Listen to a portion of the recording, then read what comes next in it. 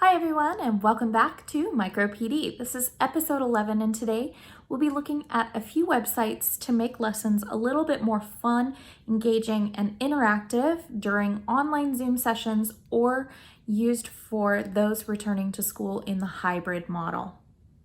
Okay, the first website that I wanted to introduce or reintroduce you to is called Wheel of Names. And there's actually quite a few ways that you could use this in live Zoom sessions or in hybrid model. And even when you're in class, it's really fun. So the first thing I've done, I have a Microsoft Word document here with the list of student names. And so I'm just going to paste those in this box here. And you can see that now it's just transferred all of those student names to the wheel. And you can just spin the wheel, and this could be done in screen sharing on Zoom, or if you have someone in the classroom, they can add everybody's name to it, and then everybody will feel included. This is what it sounds like. Okay.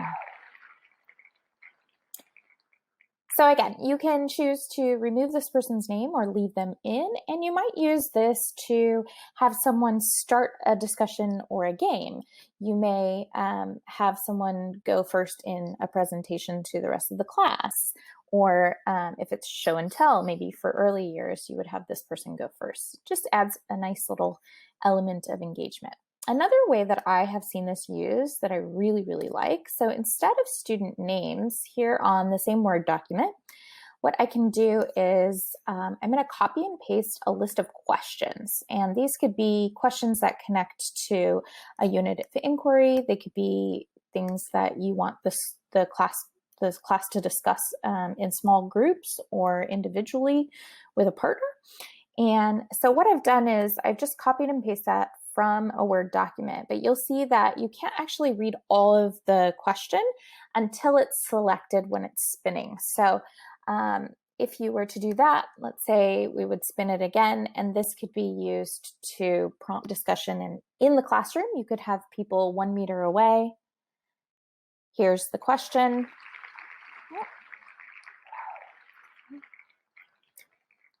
And you could do like a speed dating where they are sitting a meter apart from each other, and then this would be the topic that they're discussing in the speed dating, and then maybe this you would get up and everybody would move sort of one space, but also people on Zoom could be discussing this in the small group of the people that are online. So that's another way that I could see it being used.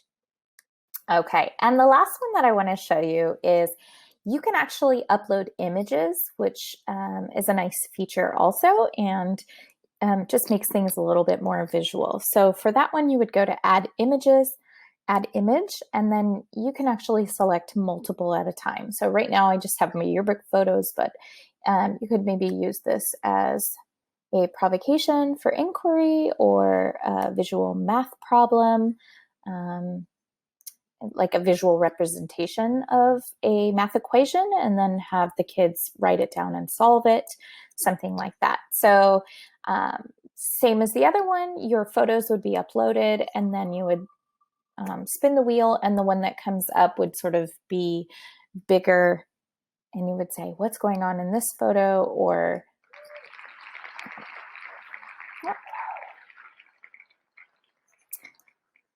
and again, like the other ones, you can remove the photo or remove that one after it's drawn, or just leave it in. Other things that I wanted to draw your attention to, so you can actually preload this and share it as a link to yourself, or you can actually customize it, or if you're in the classroom, you can display it on full screen on the projector, and it would work really well too.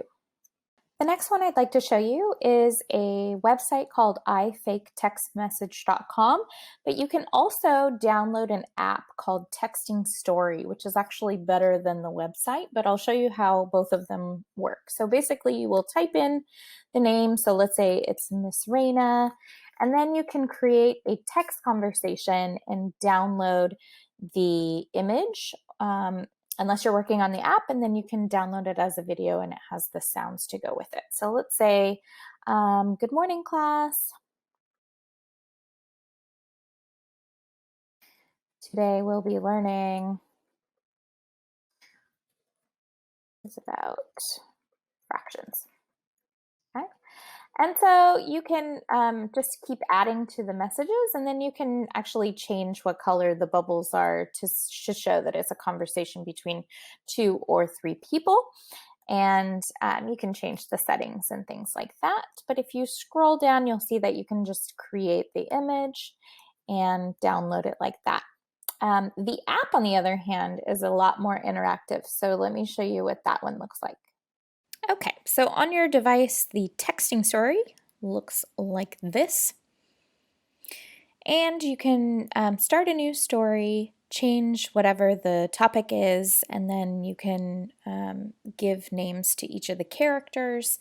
And then you would start the conversation back and forth, back and forth. And then when you save it, it saves as a video to your camera roll, and then you can just post the video. So I'll show you the final video for this example.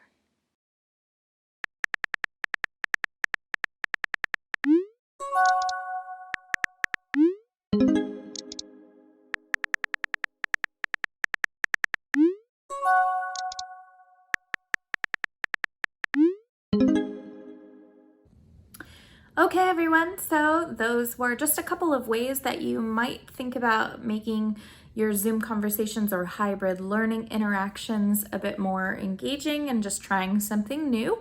If you have other ideas, I'd love to hear them, and I know others would as well. So feel free to share, and I hope that you got something out of today. I'll see you next time. Take care.